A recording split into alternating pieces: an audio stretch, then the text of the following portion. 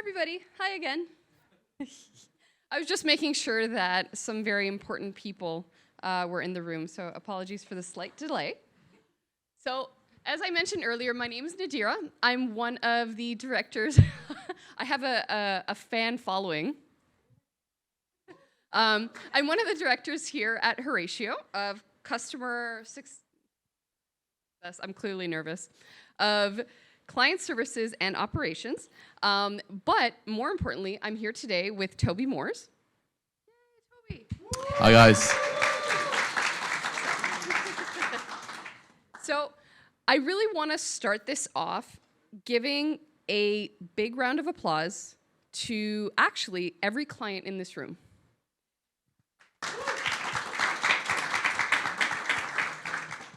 So I don't know if you guys remember when Jose was talking this morning. He was talking about how Horatio leans towards really interesting brands. So brands that are different, that are innovative within their disciplines, that have a modern take on maybe classical ideas, and that are frankly just cool, right? So every single client in this room falls into that category. And I can say that 100% in confidence, so round of applause to you guys.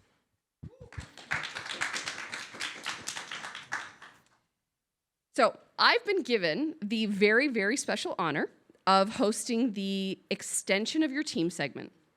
And the client that's been selected for this year's panel is the very apex of cool, and it's Loop Earplugs, whom is being represented by Toby. Loop started in Belgium in 2016 as the brainchild of longtime best friends Dimitri and Martin, and it is one of the fastest growing startups in Belgium. They've won several awards, including the prestigious Deloitte Belgium Tech Fast 50 in 2022. So here I've got Toby with me. Toby is Loop Earplugs customer happiness specialist. Did I get that right? You did. It's a mouthful. But I got your title right, and I didn't get my own right. So Toby is one of our main points of contacts here at Horatio. Toby is a University of London graduate who specialized in consumer behaviors and customer relations, and he is fully based in Belgium and is fluent in English and Flemish. However, he is touching up on his Spanish. Sí. Sí. So, hi, Toby. Hello. So, thank you so much for agreeing to talk to us today. I was wondering, do you think that you could give us some context on how the Horatio Loop Earplugs partnership started and why Horatio? It's a really good question. So, over 3 years ago, the partnership first started. And it's also when we really started coming out of COVID. So earplugs and nightlife and everything really started becoming more of a prevalent thing again. Everyone started going out against concerts to festivals, so there was a need for earplugs again. That meant our business started booming again after quite a slow time during COVID. And we really noticed with more sales, there was a need for customer support because we had a lot of tickets coming in. We used to do this internally, and obviously internally is not always the best way to handle things. When the workload increases, you need to recruit people quickly, and something that's not always easy, doing internally. So that's when we started, the search for looking for a BPO, and we came across Horatio. The team itself is a super qualitative brand. We're a qualitative brand as well, so it sort of works in harmony. And the rest is history, really. And how many associates Loop, at Loop we call them champions. So how many champions did Loop start with? So we initially started off with 4. I don't know if you have the picture anywhere, but I remember when I first visited here in the initial office in Santo Domingo. It was funny, we could really fit around one small table. And it's surreal to come back to the team now, especially in this beautiful new office. So kudos to everyone here. But we have a whole table, it's a really massive table. If you guys got some time, you should check it out. We've got 30 champs there, and it's really impressive. And we really managed to build out the team. Kudos to Lewis as well for sticking with us for 3 years. But yeah, there's been some internal mobility as well, which has been really nice to see. So we started off with like just 4 champs. Now we have like 5 senior champs. We've got a really cool quality assurance team as well, which one of which used to be a champ and actually made the internal mobility move to becoming a QA, which I really like, and it's something that we like to really focus on within Loop as well. Internal mobility is a massive thing within Loop and within Horatio as well. So it's really nice that we work in harmony that way as well. Sure, you guys have tons, and you guys are 24/7 also. 24/7, yeah. So that's always a bit of a challenge, but no, we make it work. We make it work. It does mean that we ask Lewis to look at the staffing model a lot, the bane of his existence, but we make it work. So one of the things that I even mentioned this last year, and I remember it very distinctively, one of the things that really sets Loop apart is how much you guys take care of your team. And I'm talking about everything from swag to merch to activities. Yeah.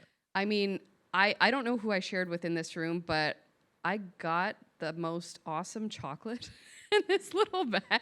Yeah, I shared, right? You did. I shared. So I guess my question is, how has Loop translated your company culture from a company based outside of DR, but you've done it in such an effective way? Because I always see that you guys do activities like Dominican Independence Day and stuff. So how did you guys how did you do that? It's like we have a true like work hard, play hard like mentality within Loop itself, and we want to extend that to all our agencies. We don't really see Horatio as an agency. We see Horatio as like a member of our team. When we're talking about like our head count, we always include like Horatio into the head count as well, because they really are, like as it's called here, an extension of our team. But we really focus on making like moments enjoyable within and outside of working hours. We want to make sure that everyone can connect with each other at Loop. And it's really nice to do this at Horatio as well, because I'm sat down here, working away, and I'm seeing like all the champs talking to each other. They're really friends. Like the synergy is so important. These guys are your brand ambassadors, so it's important that you take care of them, because who's going to take care of your customers if you aren't taking care of your team, right? So that's something we really like to focus on, and it's why we like to invest heavily within these activities. I know there's a lot of people out there using BPOs and really trying to cut costs. But like for us, that's not the way we want to go. We really want to ensure that not only our customers are in a fantastic experience, but also, our team. No, we love the way Loop is so involved with their associates or their champs at Horatio. They really are an extension of the Loop team. But how does that reflect on their performance? It's pretty astounding, because at my previous employer, we never got these sorts of CSATs. So seeing the team crush 9K tickets per week and meeting a CSAT of 4.5 or above is for me it's outstanding. It just shows that the time and effort that you put into them, the money that you invest in them by doing these fun activities, doing the growth initiatives within the team, it really is worth it. We've got a lot of happy customers, and that's really down to the team at Horatio. We're really thankful. It's nice when our other team members within Loop, share posts that they see about customers, raving about our customer service. Puts a smile on my face. That video as well was lovely to see as well. First time I saw it. But yeah, super proud of the team, and it's an absolute pleasure to work with Horatio in that fact. I think that definitely Loop is one of the great examples of thinking outside the box in that sense. But I would love to open the floor up if you guys have any questions for Toby, specifically on how he does that, because they're always thinking up new ways. Does anybody have any questions for Toby? For sure. At Loop, we have a pretty extensive customer team. So customer happiness, which Horatio falls under, is only a small part of that team. We've got a whole CX team out there that really maps our entire customer journey. They'll look into the after sales, the pre-sales. At the moment, they're looking into the whole shipping experience and how we can improve that. And together with Horatio's feedback on we've had issues in the past with tracking links not working and everything. We've really managed to adapt the whole like shipping email process. So that means that customers will be, brought up to date with like correct information and leading to like less disgruntled customers, and also like more clearer like communication from their side. So we really invest looking at every different like touch point. We work in harmony together with all our different customer teams, be it CRM as well, or customer loyalty. Right now, we're like working on a massive exercise to map every single touch point, and it's funny because Horatio is pretty much in all of these different touch points. So we make sure that any updates that we roll out, like website-wide, is communicated to the team so that they're up to date with it, and ensure that everything runs smoothly.